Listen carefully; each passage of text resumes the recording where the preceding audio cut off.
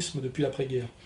Parce qu'en réalité, le discours de Mélenchon, comme le discours de Todd, comme le discours de toute la gauche pseudo-sociale et progressiste, c'est de dire que ce qu'ils appellent l'extrême droite, qui est en fait le nationalisme du XXe siècle, qui se comprend par rapport à une logique capitaliste, industrielle, européenne, etc. Ils vous disent toujours que le fascisme, l'extrême droite, c'est le masque de la bourgeoisie, et que systématiquement, c'est le masque de la bourgeoisie. Et que ce n'est que ça.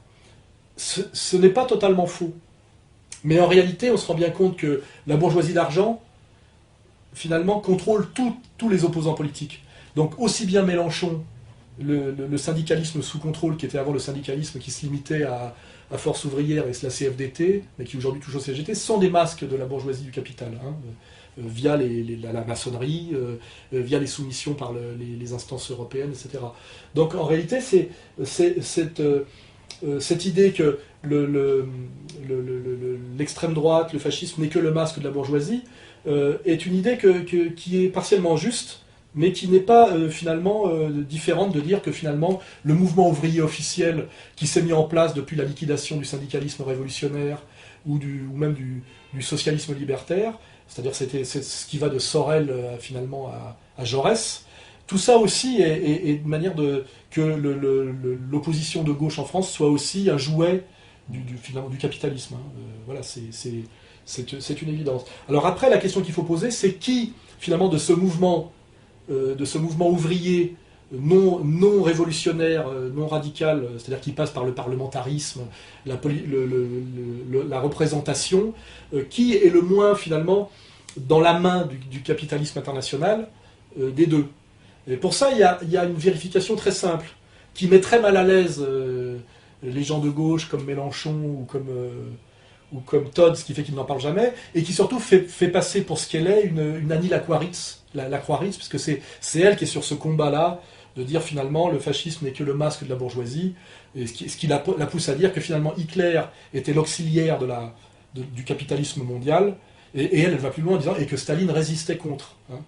Alors là, je vais aller jusqu'au bout de mon analyse pour aller au-delà de Todd et de Mélenchon et mettre Annie Lacroix-Ritz, la communiste rentière châtelaine du Vésinet, le nez dans son caca, qui pratique en général le révisionnisme à deux vitesses, c'est-à-dire qu'elle nie le génocide ukrainien par les forces staliniennes, mais il y a d'autres génocides qu'elle ne remet pas en cause.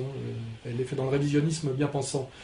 Alors je vais lui dire que si elle avait raison, et qu'on va aller au cœur des choses, que Hitler n'avait été que le masque de la bourgeoisie capitaliste pour empêcher la révolution sociale, marxiste, léniniste, incarnée par l'Union soviétique, ce qui est un peu aussi ce à quoi fait semblant de se raccrocher le maçon socialiste Mélenchon. À ce moment-là, à Yalta, on aurait vu Hitler, Roosevelt et Churchill assis ensemble sur la dépouille de Joseph Staline. Ça veut dire que effectivement, face à la menace rouge, à la menace socialiste, anticapitaliste, effectivement, comme prétend Annie Lacroix-Ritz et comme l'admettent tous les autres implicitement, effectivement, le capitalisme américain représenté par Roosevelt aurait marché la main dans la main avec cette bourgeoisie fasciste qui est le masque de la grande bourgeoisie Hitler, pour exterminer le vrai danger qui était la menace communiste, ô combien réelle, de l'URSS triomphante, etc.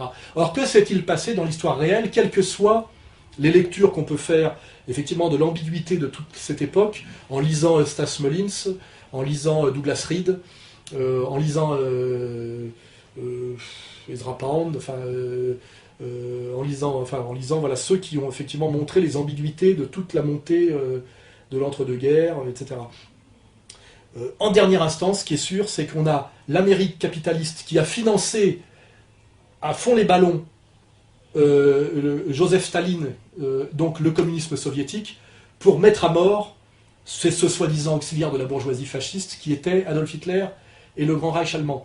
Et ça se vérifie puisque à Stalingrad, qui est le tournant de la guerre, les soviétiques gagnent contre Hitler, qui ne faisait jamais qu'empêcher soi-disant le bolchevisme d'envahir l'Europe capitaliste. C'était quand même sa fonction objective, d'être le rempart du bolchevisme.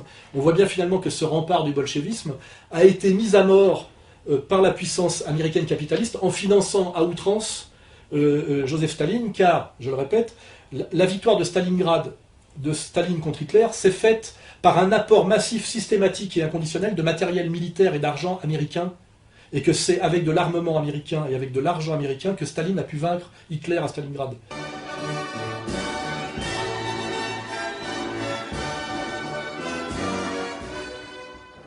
This is where the Allied ships were docked. Now, in addition to weapons, huge quantities of strategic cargo were also shipped here. There was aluminum for aircraft. There was hardened steel for tanks. There were telephone lines and rails. There was special strategic equipment for military installations. And there were even thousands of uniforms. But because an army marches on its stomach, there were also hundreds and thousands of tons of food destined for the bellies of the Soviet forces.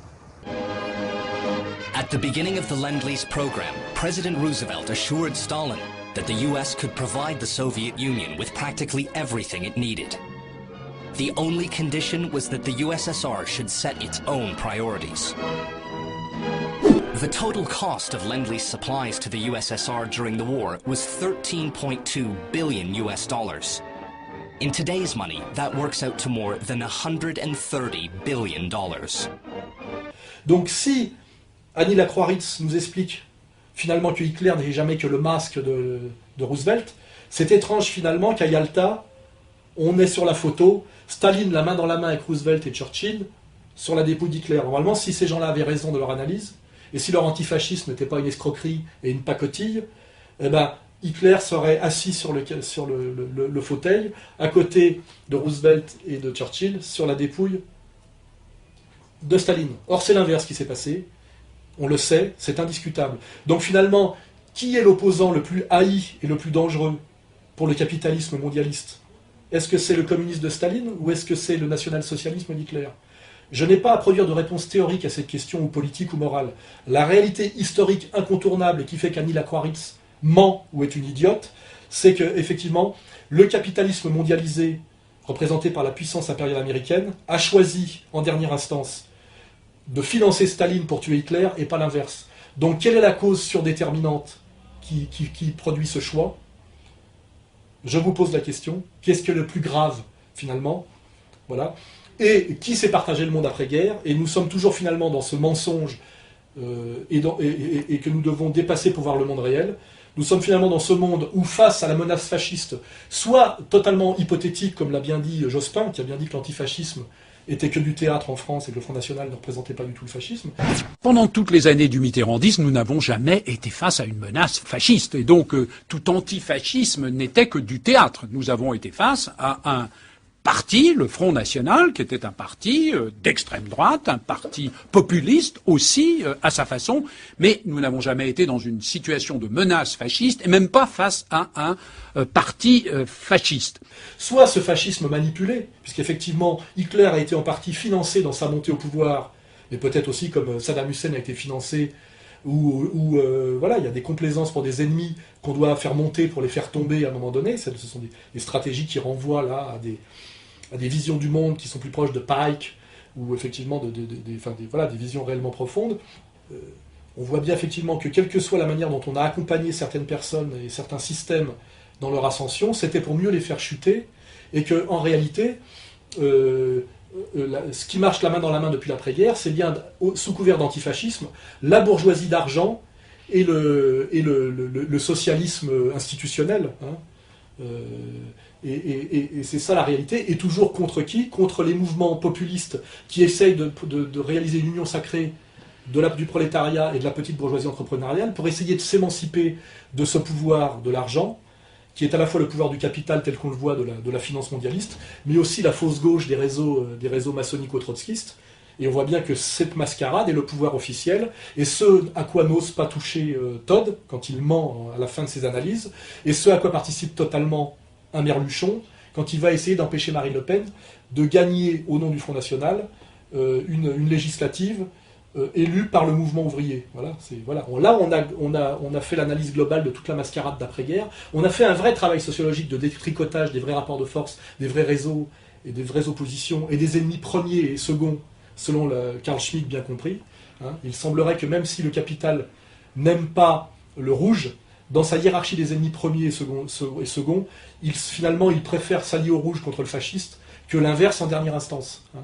Et qu'il estime que le fasciste est bien plus dangereux donc pour ses intérêts de classe bien compris que l'inverse, sinon il serait absurde dans ses positionnements ou dans ses choix. Hein, voilà. Ou alors il faut trouver des causes surdéterminantes qui sont peut-être au-delà du monde matériel et rentable, mais peut-être là on replongerait finalement dans la mystique et dans la religion cachée. Voilà. Mais là c'est une analyse il faut faire ce travail de sociologue jusqu'au bout, honnêtement. Voilà. Et je défie quiconque, que ce soit Annie Lacroix-Ritz, que ce soit Merluchon ou que ce soit Manuel Todd, de venir là me porter la contradiction sur l'analyse globale que je viens de faire sur le mensonge de l'antifascisme face à la photo de Yalta. Hein, voilà, je finirai.